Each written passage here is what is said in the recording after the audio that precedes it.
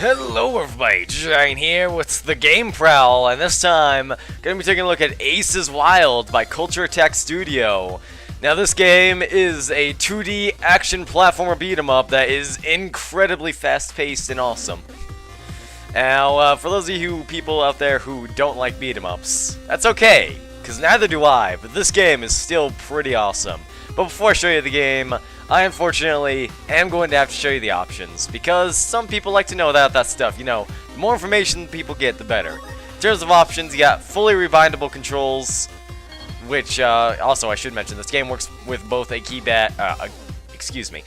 game works with both a gamepad and a keyboard. As far as I can tell from, it's Exotics plays this game with the keyboard, and he says it's alright. Now, I prefer to play this game with the gamepad, so obviously that's what I'm going to be rolling with. And those are the controls I'm going to be mentioning to you guys. In terms of music, the music in this game is great, so I'm going to turn it up a little bit. Sound effects are, of course, very good. Now, here we go with the difficulty. You got your easy, and here is where you change the difficulty, rather. You, of course, have easy, normal, hard, incredibly hard, and WTF impossible mode. As in terms of hit pause, I'm assuming this is, sassy. I don't need no calm game. I assume this is some sort of common beat-em-up term because I have no idea what this means, but it's default to active only, so I'm going to keep it there. Display, you can run it in windowed or full screen, but it will always be locked at the 1066 by 666 resolution.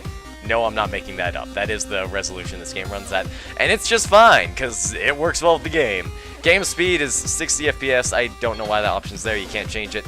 But let's actually play the game now, shall we? Now, right off the bat to this game, you're going to have access to everything. All the way up to Stage 7. If you wanted to, you could download this game and fight the final boss. But you probably don't want to do that because this game is actually really hard and you'll probably end up getting rocked. Alright, but for the sake of this, for the demonstrational purposes, we're going to be starting in Area 1, the first area in the game. And you get access to these three characters. You got Ace Wilder, the main character, obviously, from the story. In addition, you got Gene Drift and Eagle Morris. Personally, I prefer Eagle Morris, but when it comes to the differences of these characters, it all comes down to the moveset. As far as I can tell, most of it, they have the same amount of HP, they have the same amount of stats and everything like that, same dodge time and all that. It just comes down to their movesets. Each of them have a different moveset style, or play style. And mine more goes along with Eagle Morris. So I'm going to be playing as him, and let's get in there. Also, in case you couldn't tell, this game has local co-op as well. So right off the bat, the game's just going to launch you into this battle. And, well, as you can see, this is a very fast-paced action game, and commentary tends not to go well with it, so forgive me if I start playing absolutely horrible. But, of course, to start explaining things here, obviously, the blue health bar at the top is your health bar. You want to avoid having that reach 0. But now once we reach calm, let me explain a few more things about the HUD. Obviously, most of this stuff should be, pretty self-explanatory. You've got the timer, you've got the join up in case you have a friend who wants to play via keyboard, or if you have a second gamepad. Local multiplayer is supported. There is no online, however. And, but the big thing is that little panic meter you'll see. Now, as you hit enemies with your rapid attack, which is the X button if you're using a gamepad, you'll build up what's called wild, which will fill up your panic meter. And the higher the panic meter goes, this is in a very, I believe it's called God Fist style. The higher that panic meter goes, the more damage, or the harder the game will, or rather not the harder, but the faster the game will get, and technically harder. You will start dealing more damage the higher it gets. But so will your enemies. So it's one of those things where it's a nice trade-off. The game will just pretty much move faster the higher that panic bar gets. But it serves more than that, because with the panic bar, you can use it to do a number of attacks. You can use it to dash, which I'm not sure why you'd want to do that. I guess just to get away really fast. Or you could use it for a... Oh, hold on. Let me just dodge that. Obviously, right trigger is to dodge. It gives you a special effect when you dodge through an attack, but I don't think that actually does anything. Ow. Again, commentary with a fast, frantic game like this is incredibly difficult. But you could also press the Y button, which will do a crash attack, as it's called. This is essentially a super hit, and it will deplete your panic meter, or not your panic meter. But obviously, it'll deal a lot more damage. And of course, the higher your panic meter is when you do a crash attack, or any attack for that matter, the more damage you deal. And there's one last thing that the panic meter is used for, but I don't want to use that quite yet. I'll get into that later. But suffice to say, the panic meter is a very important aspect of this game. And it's very good, and it's a very good aspect of this game. Now, in case you can't tell yet, this game is very aerial oriented. I can confirm that later in the game there are stages of the game where you just can't touch the ground at all. You have to avoid touching the ground. So of course, obviously you can jump after you attack an enemy. After you do a dodge, you can jump as well. Again, I'm not doing that well because I'm trying to demonstrate the game. So stand in the air is rather easy. Oh, there we go. That was a good crash attack. I love it when you can hit. The good thing about the crash attack, well, all attacks, but crash attacks generally have a. Oh, that was terrible. Generally have a much higher radius than, or attack size than your normal attacks. So you can use it to smash multiple foes. And you know what? Now's I don't know. In the next battle, I'll demonstrate what the next function of that panic meter. Now, I'm getting my butt kicked right now. So what I'm going to do is press the B button, and that will do. I forget what the technical term is, but it will deplete your entire panic meter, which will of course reduce the speed of the game, allowing things to calm down a little bit, as well as heal you to full and cause massive damage to those around you. Again, the damage dealt is dependent to how high the panic meter is when you set off the bomb, essentially. So again, when things start getting too hot for you, or when you're about to die, press the panic button, and it will spare you from a horrible, horrible death. But also bear in mind that it will lower the amount of damage you have. Now, you'll see that there's points. Well, you should have seen that there was points back on the main menu screen. You gain points exponentially based on how much damage you do, so a 20 damage hit will be worth more than 2 10-point hits. So if you're going for high scores, you're going to want to keep that panic meter up as long as possible. And, of course, if you want to defeat enemies faster and more efficiently, you want to keep that panic meter going. So, I mean, again, the game's got heavy emphasis on that panic meter, and that works well because the panic meter is an excellent tool. And over here, you know, you'll notice we were fighting ninjas for a while there, but the game, when it comes to introducing new enemies, it does it. Oh, hi, he's on the lamppost. I didn't even know that could happen. But the game does a very good job of introducing new enemies, in that it'll sort of throw them into a basic sort of mini-boss style fight. But then after that, you'll encounter them, you know, in the wild. After this point, we will encounter these hunters, as they're called, out in the wild as normal enemies. So the game does a very good job of introducing new enemies to you. And of course, as I'm sure you noticed there, while I was attacking him, there weren't too many flashy effects, and ultimately I wasn't dealing that much damage to him, and I wasn't able to juggle him. But you'll also notice that I had a little blue bar above his HP. That blue bar is, it doesn't really have a technical name, but for the sake of, you know, explaining things. Oh, careful there. I'm going to be calling it shield. The shield essentially protects them from damage and juggling, and you have to deplete that fast. Now, again, the higher your panic meter is, the faster you can deplete that, and as such, the faster you can start juggling them, which is obviously the best source of crowd control you have available to you. So we're just going to keep on going around here, and there we go. In case you didn't see that cloud down there, there's a hunter, and he wants my blood. Yeah, you see again, I'm not doing a whole lot of damage to him because of that shield, but since my panic meter is so high, you'll notice that I depleted that shield quite a bit faster than I did before. Ooh, dodge! Whew. In terms of dodge, I've heard some people say that the character I'm playing as has the fastest dodge, but as far as I can tell, all the dodges are the exact same. But another thing, well, let's keep going here because there's not much else to do. Now again, this is one of those platform-intensive segments. Not really, I mean. I'll show you a really good one later. Or, not really a really good one, but the first really, you can't touch the floor is lava style area. Also, occasionally those enemies will do counters. Obviously, a simple dodge is enough to get rid of that. Again, the game sort of rewards you with a nice little sound effect and graphic when you dodge through an attack. And the tutorial tells you that the best way to dodge is through the attack, but I assume that it's just there to let you know that you dodged through it, which of course will mean that you are no longer in danger of the attack, so provide you don't walk back into it. But as far as I can tell, dodging through the attack doesn't grant you any extra wild. No bonuses other than the fact that, hey, you dodged an attack, which is direly important in a game like that. Now, in case you can't hear, this game's soundtrack is very good.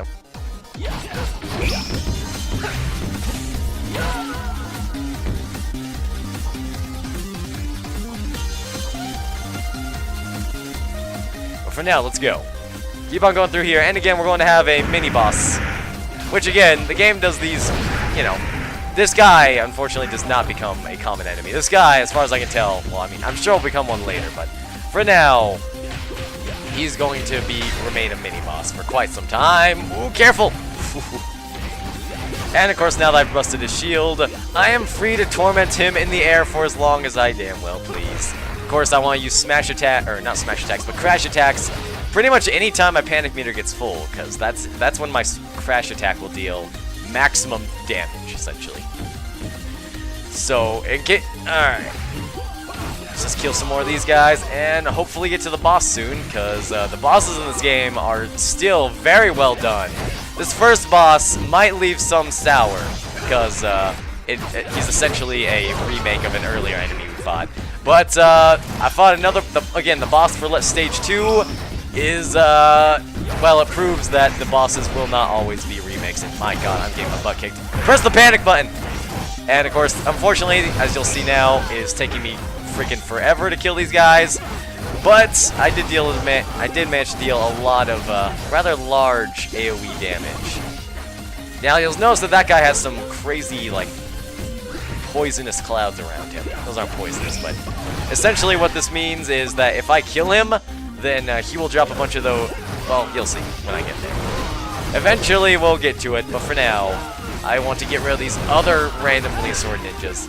Again, it doesn't seem like there's too much enemy variety here, but I assure you, the enemy variety quickly scales up. Again, stage 1 is mostly just to help you get acquainted with the game, which is kind of odd because I'm still getting my butt kicked. So as you can see, the dude was poisonous, and when I killed, well, not really poisonous, but he had those odd clouds. And when I killed him, he exploded into a massive miasma of those, of some very weak ninjas, which you can use to quickly build up your panic meter, or you can use it to quickly deplete your panic meter if you're in a tight spot. So you want to be careful with how you release those guys. So it's a nice little bonus, but the bonus can also ruin you if you're not careful. Anyways, let's keep going on here. I believe there's one last stage before the boss himself. Ah, here's the mini-boss. This guy does become a very common enemy, especially in stage 2. So, of course, just get rid of this guy, deplete his shield very quickly because my panic meter is at max. Also, you want to dodge in this game. Dodging is a very important part in this game. If you don't dodge, you're going to have a bad time. Now again, hit him with the crash attack because that deals incredible amounts of damage when I'm at max panic. And again, damage is exponential, so that's going to do. So hitting him with a smash attack at full panic meter is going to earn me a couple of bonus points. Now again, Ironside immediately after the battle, he's gonna come back. And ooh, wow, I can't believe I didn't get hit there. This game gets very crazy, but at the same time, it's very easy to keep track of what's going on. All right, oh man, I gotta break free. I gotta break free. I'm getting juggled. Now again, you can juggle enemies, but enemies can also juggle you. So.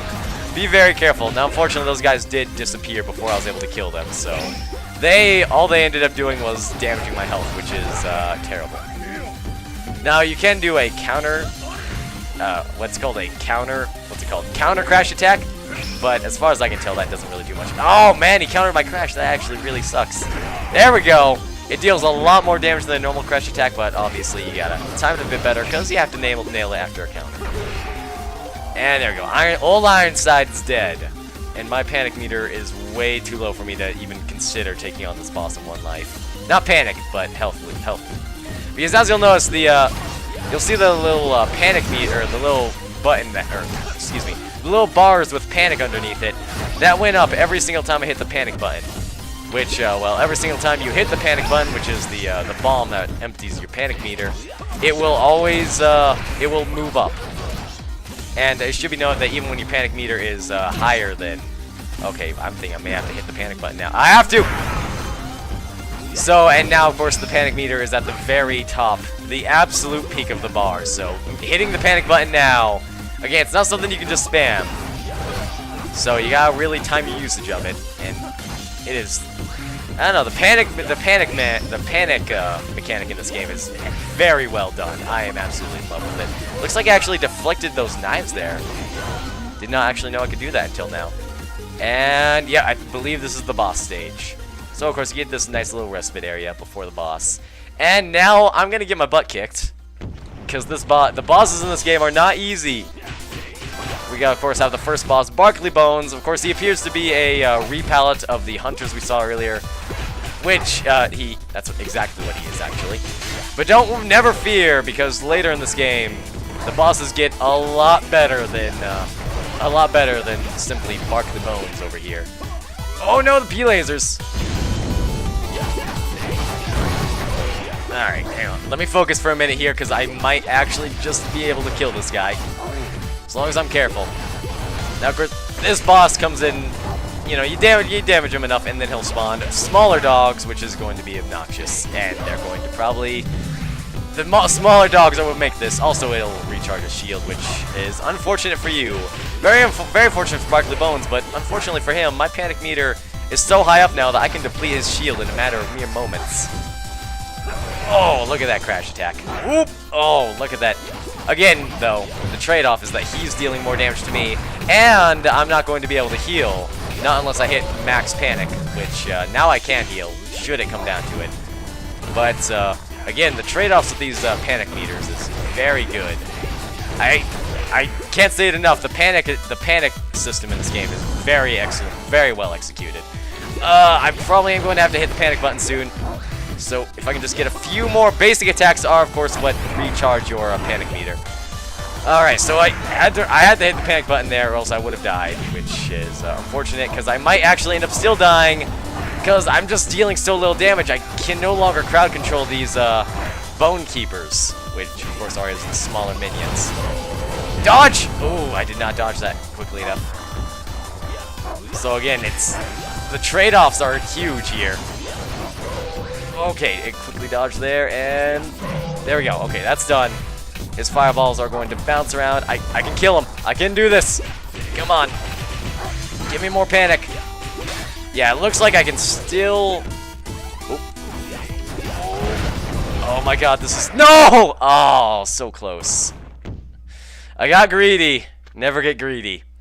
Alright, so I feel like that's enough. Also, for some odd reason, start pauses the game, but back, like, actually pauses the game. Anyway, we're going to reset here, which will take you right back to the beginning, where the game will introduce itself. Like that. So anyways, yeah, you do have a boss rush, which is terrifying to me, because the bosses in this game are difficult. And I'm going to show off one of those aerial combat areas, where you just are not allowed to touch the ground, which is pretty exciting. Also, this area should show off some of the more interesting enemy variety. We now have, again, in level 2, they introduced two new enemies, which are, of course, these little sentry fellows. I forgot what interceptors. And there's another one, which hopefully I'll be able to show off. I know I will be able to. Who am I kidding? Otherwise, I should be a bit careful here. Now, as you'll recall, on the last stage, these orange platforms can be destroyed. So they're not going to hold for very long, especially considering how long you're going to be fighting in this area. Because this area, it's a pretty lengthy combat zone, suffice it to say. For some reason, the sentry has actually stopped attacking me. I'll take it, because that means sentries are some very dangerous enemies. I dodged literally right into that guy. So, you know, the less they're attacking me, the better. Alright, let's see if I can build up that panic meter some more, because the max panic meter, when you start getting that panic meter high, that is where the fun begins. Unfortunately, I'm terrible at video games. I shouldn't say that, it's just, everyone already knows that action games and commentary do not play well. So as you can see down there, the floor is quite literally lava. So I'm going to have to use my dodge and my ability to jump after hitting it, or after hitting an enemy, to stay afloat for as long as possible. And now we're in an aerial combat zone. Again, I can only assume these are going to become more and more plentiful as the game goes on. And again, these air stages are executed so well, simply because it's so easy to stay in the air, but at the same time it's so easy to lose track of, you know, being in the air. It's just, this game is so well designed. I can easily recommend this game. And speaking of recommending it, well, I should probably tell you guys where to buy it, shouldn't I? Because I know a few people are absolutely going to want to check this game out. It is available for $10 USD or your regional equivalent on the developer's website currently, and that is the only place to buy it currently. But it is trying to make it through the Steam greenlight process, so absolutely check that out. Both those links should be down in the description, and if you have even a passing interest in this game, definitely go vote for it on greenlight. If you want to buy this game, you can buy it straight from the developer's website, but again, remember to vote for it on greenlight, because that's hugely important. As we all learned from that Paranautical Activity Greenlight fiasco, it's getting on Steam, it's such a big deal. Also, oh man, he's freaking spiked me into the lava pit. This guy. That's painful. Ooh, be careful. Watch out for that machine gun. Ah, the missile. I'm getting kind of wrecked right now. Kill him, kill him. Ooh, this guy's gonna be busting out the machine gun. Whoop, dodge. So again, there we go. That's how you handle the sort of bonus ninjas properly. And, alright, there we go. These guys are dead, and I think that's going to be the end of this area. Whew. That's exciting. What can I say? This game is great. But yeah, definitely go vote for it on Greenlight if you have even a passing interest. And, what else was it? And, of course, obviously, go buy it on the developer's website if you want to get it right now, which I would highly recommend because this game is absolutely amazing. By the way, here's your original boss that I was talking about. This is the Stage 2 boss. I have yet to beat her because she is kind of insanely difficult. I don't know. I've got a lot more panic this time than I did last time because last time I went through the entirety of Stage 2 as opposed to starting in bloody level 5 of Stage 2. Alright. Let's be careful. Let's see if I can end this episode on a high note. So again, the boss design in this game, very well done. Obviously, she's spawning these damn umbrellas, which is a huge problem. I unfortunately actually missed the panic button attack, which is unfortunate, but I've actually broken her shield now, so that should allow me to build up my panic meter a little bit faster and just to have a bit of an easier time. So again, that's the thing where I timed the panic button after the shield was broken, not consciously, of course. That was entirely on accident. Ooh, careful. Alright, come on, buddy. Let's do this. But yeah, it's a fight. It's a brawl and bash 'em up that is very fast-paced, and its gameplay mechanics are surprisingly deep. And all this for only $10. Of course, obviously, it goes on for 7 stages, 5 levels in each stage, including the boss, as we saw. Or was it 6? I don't know. I think it might actually be 6. Either way, it's superb. It's a superb amount of content for what they're asking. Oh my! Oh, she's juggling me. As I said, the enemies can juggle you too. So the whole juggling enemies thing, it's very mutual. I should probably start dealing with these umbrellas. Ooh. Oh man, this woman is not an easy fight. She's a lot harder than that dog. Oh, come on. I'm about to break her shield. There we go. Shield's down. We've got a lot more panic, which means I'm going to be dealing more damage. She's going to be dealing more damage to me, but that's fine, because ultimately, I just need to kill her. And if she kills me on the way, then I guess that sucks, but hey. You can't win them all. Oh, did she just hit me with lightning? Bloody hell, woman. Oh, don't juggle me like that. Jeez, this woman is insane. Hit the panic button. I need more health. It does not appear to heal me to full, unfortunately, but hey, that's fine. As long as I can get more HP, I'm good with it. Oh, looks like it. Come on, I gotta stop getting greedy. I gotta kill this one. I gotta kill a boss. Okay. Oh my, jeez, she is just on a ball today. Oh, I'm getting rocked. Stop it. I don't even have that much panic built up. Oh, this is gonna be a close fight. This is gonna be a close fight. Oh, no, and I got caught in the whirlwind. Jeez. This game is very... Also, bear in mind that this is on the second to easiest difficulty. There's 3 difficulties higher than this. So if you're in it for the hardcore, if you're in... I mean, if you want to have a really challenging game, this is also for you. It's not easy. It is not easy. I win. Oh, my God. Whew. That was insane. Alright, let's move on to Stage 3. So again, oh, here we go. Here's our stats screen. I unfortunately failed that. Again, the grading system in this game is brutal. But, yeah. So, again, be sure to like this video if you liked it. Feel free to discuss this game in the comments. And, obviously, subscribe for more. Buy this game, vote for it on Greenlight, and I will see you guys next time.